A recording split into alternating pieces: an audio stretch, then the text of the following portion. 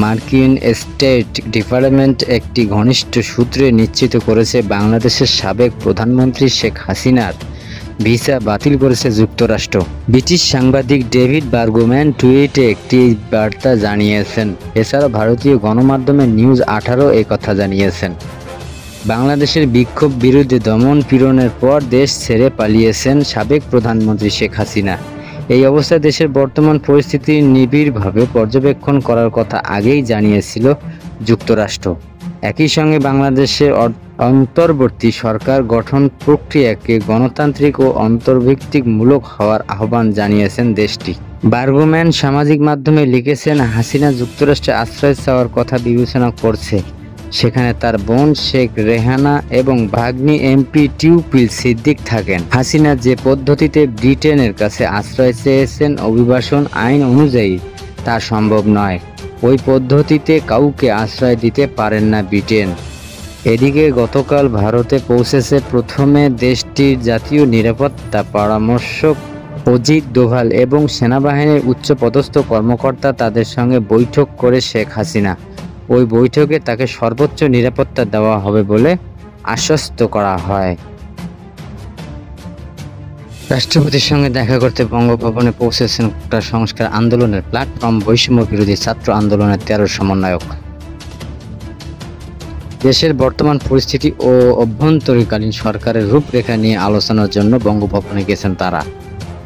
সন্ধ্যা 6টার পরপরই সেনাবাহিনীর একটি মিনি বাসে করে সমন্বয়কের বঙ্গভবন প্রবেশ করতে দেখা যায়। এই সময় তাদের সঙ্গে সেনাবাহিনীর ঊর্ধ্বতন কয়েকজন কর্মকর্তার অন্য একটি গাড়িতে প্রবেশ করতে দেখা যায়। বঙ্গভবনের 13 সমন্বয়কদের অন্যতম প্রধান সমন্বয়ক নাহিদ ইসলাম বলেন, আমাদের 13 সদস্যের একটি টিম বঙ্গভবনের রাষ্ট্রপতি ও 3 বাহিনীর প্রধানের সঙ্গে সাক্ষাৎ করতে এসেছে। সেখানে ঢাকা বিশ্ববিদ্যালয়ের অধ্যাপক আসিফ নজরুল ও অধ্যাপক তানজিম উদ্দিন রয়েছে। দেশের বর্তমান পরিস্থিতি ও অভ্যন্তরীণকালীন সরকারের রূপরেখা নিয়ে সেখানে আলোচনা হবে। আলোচনা শেষে আমরা বিস্তারিত জানাবো।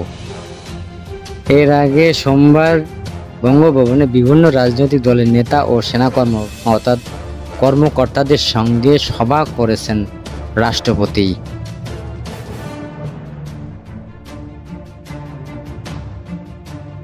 ঢাকা মহানগর পুলিশের ডিএমপি অতিরিক্ত কমিশনার ক্রাইম হারুন আর রশিদকে আটক করা হয়েছে। তাকে অজ্ঞাত স্থানে নিয়ে জিজ্ঞাসাবাদ চলছে। ফলে বেরিয়ে আসবে থলের বিড়াল। রোববার 5 আগস্ট শাহজালাল আন্তর্জাতিক বিমানবন্দর থেকে তাকে আটক করে নিয়ে যায় রাষ্ট্রীয় একটি সংস্থা। সেটি পুলিশ, র্যাব নাকি অন্য কোনো আইনশৃঙ্খলা বাহিনী সদস্য তা নিশ্চিত করা যায়নি। সূত্রে জানায়, কার নির্দেশে ডিবি প্রধান থাকা অবস্থায় হারুন আর রশিদ বৈষম্য বিরোধী ছাত্র আন্দোলনের 6 সমন্বয়ককে তুলে নিয়ে আটকে রেখেছিলেন। তাদের কাছ থেকে জোর করে বিবৃতি আদায় করেছিলেন। ছাত্র জনতার আন্দোলন দমনের নির্বিচারে ঘরে ঘরে ডিবি পুলিশ পাঠিয়ে মানুষ তুলে আনার কাজটি করেছে। রাজনৈতিক সহ জনগণের সঙ্গে বেপরোয়া আচরণ করেছে, সেটি জানার চেষ্টা করা হচ্ছে। 6 সমন্বয়ের সঙ্গে দেখা করতে গেলে সাবেক স্বরাষ্ট্র প্রতিমন্ত্রী সোহেল তাজকে দেখা করতে দেননি অতিরিক্ত আইজিপি হারুন। তখন বলেছিলেন, ঊর্ধ্বতন কর্তৃপক্ষের নির্দেশ ছাড়া দেখা করা সম্ভব নয়। তাদের কবে ছাড়া হবে জানতে চাইলে বলেছিলেন, ঊর্ধ্বতন কর্তৃপক্ষ যখন নির্দেশ দেবে তখনই ছাড়া হবে। সেই ঊর্ধ্বতন কর্তৃপক্ষকে সেটিও হারুনের কাছ থেকে জানার চেষ্টা করা হচ্ছে। হারুন এডিশনাল এসপি থাকার সময় 2011 সালের 6 জুলাই সংসদ ভবনের সামনে তৎকালীন বিরোধী দলীয় চিফ হুইপ জয়নুল আবদিন ফারুককে শারীরিকভাবে হেনস্থা করেছিলেন।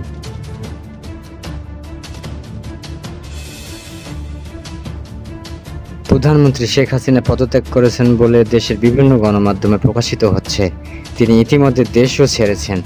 সঙ্গে তার বোন শেখ রেহানা সহ পরিবারের সদস্যরা রয়েছে বলে খবর পাওয়া গিয়েছে। 5 আগস্ট বেলা 2:30টায় বঙ্গভবন থেকে একটি সামরিক হেলিকপ্টার শেখ হাসিনাকে নিয়ে যাত্রা করে। এ সময় তার সঙ্গে তার ছোট বোন শেখ রেহানা ছিলেন।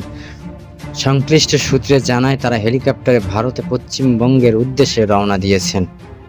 এদিকে দেশের নেতৃবৃন্দের সাথে সেনাপ্রধানের আলোচনা চলছে।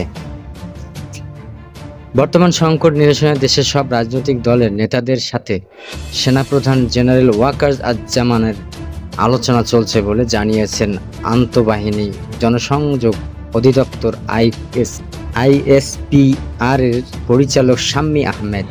তিনি বিবিসিকে এই তথ্য নিশ্চিত করেছেন।